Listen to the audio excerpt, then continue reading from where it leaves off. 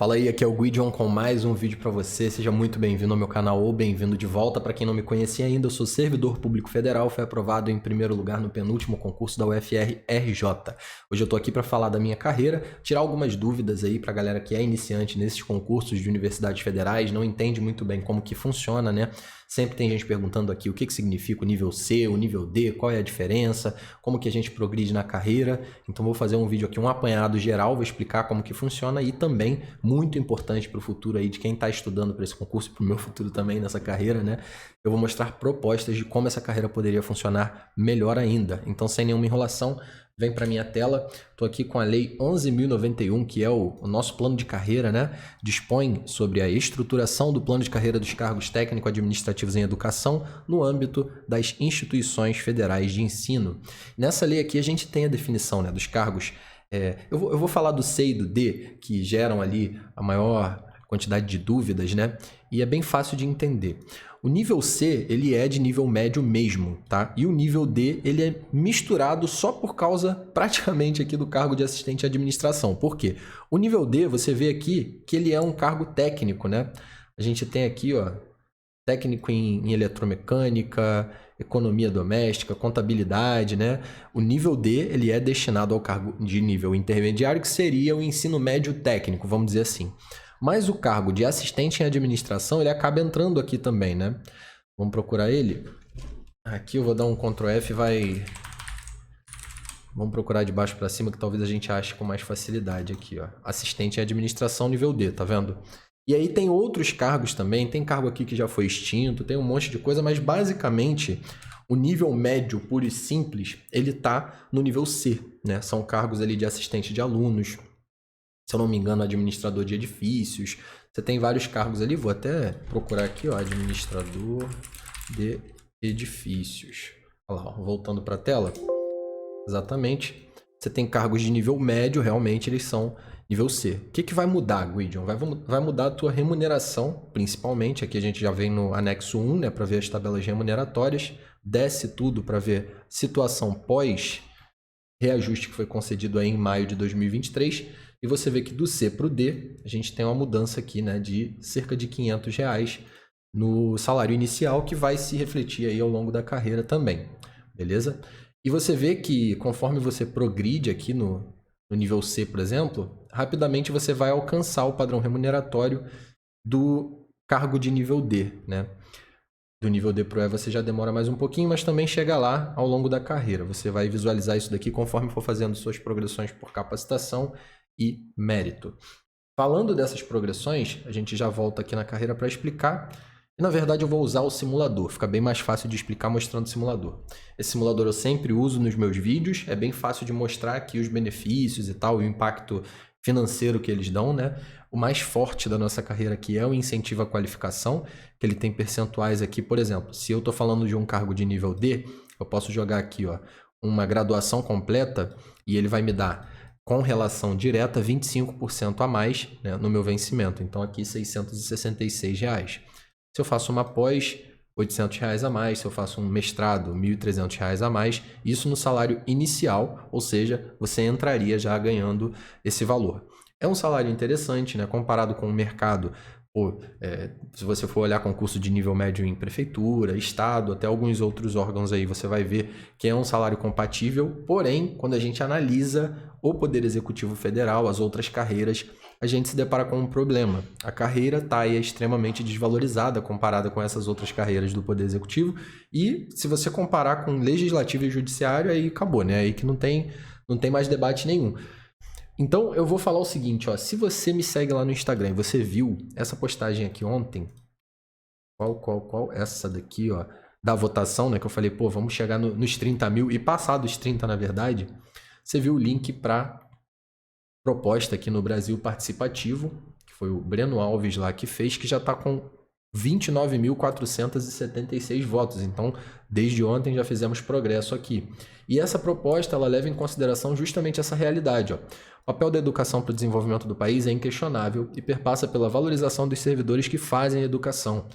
Esta é urgente para um real desenvolvimento nessa área tão sensível ao crescimento de uma nação.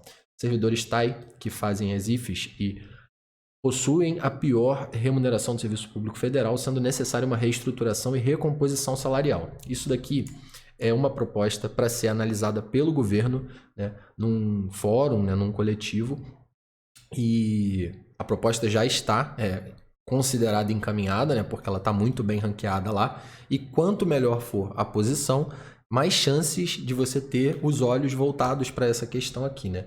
O pessoal está falando até de colocar a educação no PPA, que é o plano plurianual, para quem já estudou aí administração financeira e orçamentária, entende o poder que isso tem, né? Você colocar num instrumento orçamentário que atravessa governos para você não ter uma política de uma pessoa só, mas sim uma política de Estado, né? Que vai permanecer ali em vigor e provocar uma valorização consistente da carreira e da qualidade prestada aí do serviço de educação. É uma coisa que tá tudo conectado, né? E qual é o coletivo que está propondo isso daqui, ó? É o Tais na Luta, esse daqui é o Instagram deles, tem site, os grupos de WhatsApp, tô recebendo mensagem dos colegas de trabalho, aqui no Insta já há algum tempo. Eu queria fazer uma pesquisa mais aprofundada para trazer esse vídeo e conseguir finalmente aqui estar. E eles deixaram aqui só o link, né, do Brasil Participativo, que é para votar na proposta, mas eu encontrei aqui o Linktree deles, que é como esse que eu deixo no meu perfil aí, um site que permite que você coloque mais de um link no perfil do Instagram. E aqui tem a proposta em si, né, que é essa que já estava aberta aqui. Deixa eu ver se essa daqui está atualizada. Aqui está diferente, inclusive, né? Eu tinha uma outra aqui que eu já tinha encontrado antes, que estava mais fácil para mostrar a discrepância, por exemplo, né? Aqui a gente vê a carreira TAI comparada com as outras do Poder Executivo Federal. E a primeira coisa que chama atenção é: a gente só tem o vencimento base. Apesar de eu sempre falar isso, né, que o incentivo à qualificação da gente é muito bom, é muito forte, a gente tem uma desvantagem em relação aos cargos que têm gratificação. A gratificação de desempenho do ACT, IBGE, INSS aqui embaixo, enfim. Você tem uma diferença que chega a R$3.000, né? Quando a gente compara com cargos do DENIT, da FUNAI, do INSS. Então é uma carreira que realmente, no Poder Executivo Federal, ela está aqui à margem, né? Isso nível médio. Aqui nível superior, praticamente a mesma coisa, diferenças ainda maiores, né? E que a argumentação é que isso acaba fazendo com que as pessoas saiam, né, do serviço público, use essa carreira como trampolim e acabe saindo, provocando um aumento do número de vacâncias, e faz sentido esse raciocínio, mas eu já vou também colocar a minha opinião aqui acerca de uma outra política que é tão importante quanto a valorização salarial para mim, que é a política de manutenção do quadro, né? Por quê? A gente vê aqui, de fato, que a gente teve um aumento da taxa de desligamento, e essa é a argumentação que é trazida no documento, super válida, né? De 23% saltou para 70%, né, em 5 anos, sendo que passou em 85% aqui em 2021. E uma coisa que eu percebi, e a gente tem que fazer aqui uma análise crítica, obviamente, não é só porque é uma coisa do meu interesse, do seu interesse, que a gente vai pegar o dado de qualquer jeito e sair difundindo no mundo. Até porque, e presta atenção nesse detalhe, a gente tem um trabalho muito forte político e de convencimento social de colocar a sociedade contra o servidor público, de colocar o servidor público como quem não quer trabalhar e só quer ganhar em cima e não sei o quê, e você tem visto isso acontecer ao longo dos anos. Então, todo e qualquer pleito, ele tem que ser muito bem fundamentado e praticamente à prova de falhas, né? A gente tem que ficar pensando no argumento que vem para você já refutar ele antes de já fazer esse estudo. Então, olhando para essa tabela aqui de uma forma crítica, o que eu percebo? Realmente, aumentou a taxa de desligamento? Aumentou. Mas o que fez aumentar a taxa de desligamento? Foi a quantidade de desligamentos ou foi a queda na quantidade de ingressos? E olha o que a gente percebe aqui. Em 2017, a gente teve 8.671 servidores entrando no quadro, né? E a gente teve 2.000 saídas. Em 2018, caiu o número de saídas para 1.931. Em 2019, caiu o número de saídas para 1.907. Em 2020, caiu o número de saídas para 1.136. Mas a quantidade de ingressos, ela também caiu, ó, e caiu numa proporção muito maior. A gente sai de 8.671 servidores entrando através de concurso em 2017 para 1.873 em 2021. A gente está falando de todos os órgãos da educação federal do país, né? De uma carreira, nível médio, nível superior, todos os cargos, todos os órgãos, 1.000 pessoas entrando num país de 200 e tantas milhões de pessoas com várias universidades, campi, IFES, Cefet, tudo isso é muito pouca gente para repor vacância por aposentadoria, por falecimento, né? Pessoas que estão saindo realmente para outros concursos, ou enfim. Mas o que eu percebo aqui é isso. O crescimento da taxa de desligamento, de fato, ele aconteceu. Eu nem tinha mostrado aqui o comecinho da tabela. Mas, na minha opinião, a política que mais pesou para contribuir com isso daqui não foi a salarial, e sim a quantidade expressiva aqui, ó, de diminuição das contratações, né? A gente teve menos vagas, menos concursos, uma política de deixar a máquina parar mesmo, que a gente viu no governo anterior, e isso contribuiu muito fortemente para o aumento da taxa de desligamento. Por quê? A quantidade, de fato, ela veio aumentar aqui agora em 2022. Ó. Aí a gente sim, em 2022, a gente pode falar que passou ali do valor lá de 2017. Mas desde então, estava mais ou menos linear e teve até uma queda no ano de 2020, mas foi o ano da pandemia, a gente desconsidera, é bem difícil de fazer uma análise desse cenário, né? E aí a gente tem aqui praticamente a manutenção dos desligamentos, um decréscimo, né, da quantidade de pessoas entrando no serviço público nessa carreira. E agora a gente tem, de fato, né, comparando aqui os ingressos com os desligados, uma taxa de desligamento bem alta, considerando 2022 um ano de normalidade, né, depois da pandemia aqui. Então eu acho que esse é um raciocínio válido de se fazer, não invalida o levantamento que foi feito e a proposta e tudo mais. Mas eu penso que a questão da política de deixar o Estado morrer por inanição, né? Eles usaram essa palavra, inclusive, né?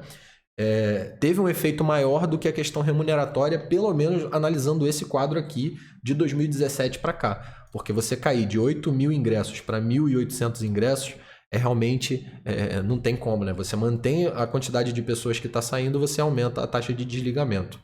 Enfim, vou deixar também na descrição esse vídeo aqui, que é o vídeo deles explicando, né? Toda a proposta que eu vou deixar aí na descrição também, né? A gente tem os links aqui.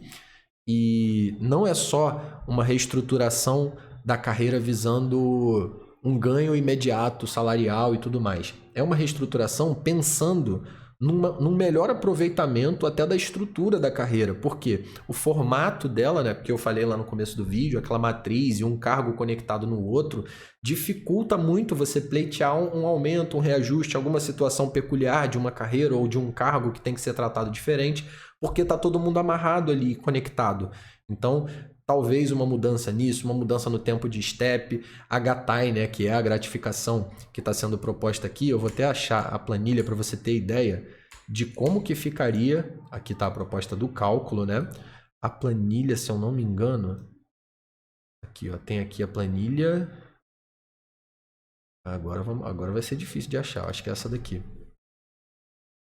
É essa daqui sim, ó, que tem aqui na lateral todas as possíveis remunerações, né? Não deve estar corrigido com os 9%, né? Porque é um documento antigo, mas dá para a gente ter uma boa ideia do quão relevante seria isso para a remuneração do STAI.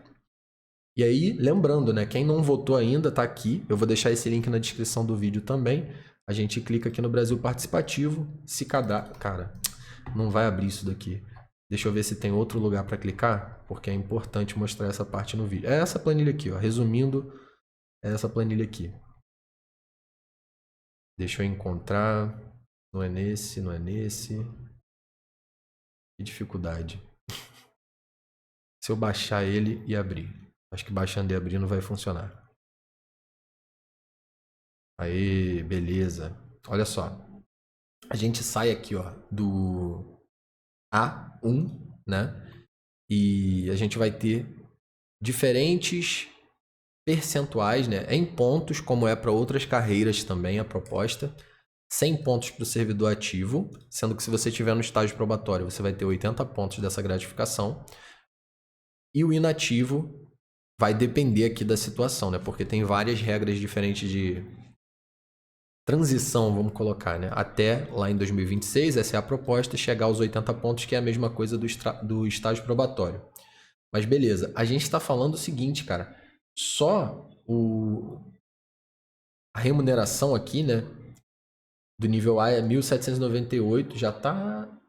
tem uns 35% aqui que eu acho que também é uma proposta, né? É uma correção inflacionária desde 2017 até 2022, pelo que eu estou entendendo aqui. Mas a ideia seria, ó, trazendo para o nosso lado aqui de cargo de nível D, aqui é o B, C, D, vamos achar o nível 1 aqui, ó, nível 1, só para a gente selecionar direitinho aqui, ó, 3.317, que já seria um valor reajustado, né? E uma remuneração para os servidores depois do estágio probatório, né, de R$ 6.554, somando o vencimento com a gratificação. Essa é uma das propostas, tá? Por isso que eu vou deixar o link do vídeo aqui para você ver, porque tem proposta de reajuste salarial dessa gratificação, né, da criação de uma gratificação, a implementação do RSC, que tem relação, para explicar aqui por cima e não ficar muito longo, com o incentivo à qualificação, né? Seria você, tipo, antecipar um nível do incentivo à qualificação mediante uma comissão, toda uma avaliação. Tem explicadinho direitinho nos documentos aqui. Vou deixar para você ver também. A ideia do vídeo é dar uma visibilidade, dar uma noção do que está acontecendo, né? Do panorama. E, enfim, tem várias coisas aqui, né? Tem várias coisas aqui. Revogação imediata de normas prejudiciais para os servidores do executivo, né? Que deve ter acontecido bastante aí nos últimos tempos. Eu vi referente a redistribuição, né, a remoção, teve coisa referente ao PGD, né, que é o Plano de Gestão de Desemprego, enfim, várias coisas sendo trabalhadas aí, várias frentes, e isso é complexo, né, cara, de você trabalhar em várias frentes ao mesmo tempo.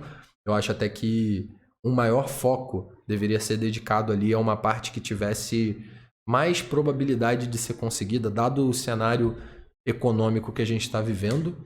Então, talvez focar os esforços num canto só seja uma estratégia melhor. Mas é isso, ó. A nossa carreira é essa aqui. Ela funciona... Cadê o... A gente tá aqui, já tá até o link aqui para votar também. Todo mundo se mobilizando aí para trazer esses votos, né? Muito importante. Enfim, a gente tem os níveis, ó, de progressão por capacitação até o nível 4 aqui. A gente tem a progressão por mérito, né, até o 16, 18 meses entre cada step desse daqui, então é para valer por toda a sua carreira. Uma das propostas ali é a diminuição do tempo de 18 meses para 12 meses, né? Então você chegaria ao final da carreira aqui em 16 anos, em menos tempo, né, em vez de 24. E deixa eu ver o que eu tenho mais para falar aqui. Os benefícios aqui em algum lugar apareceria a gratificação, né? E aí seria uma contagem semelhante ao que acontece já no restante do Poder Executivo Federal, que quando a gente vê aqui, o único cargo, né, que só tem o vencimento é o cargo da educação. Foi qual que eu abri? Agora eu já não sei qual foi, mas você viu aí na hora que eu abri. Então, esse foi o vídeo de hoje. Espero que tenha elucidado bastante as questões aqui. Compartilha esse conteúdo, pega esses links aqui, né? Eu vou deixar um comentário fixado. Você pega todos os links e manda para o pessoal interessado que você conhece.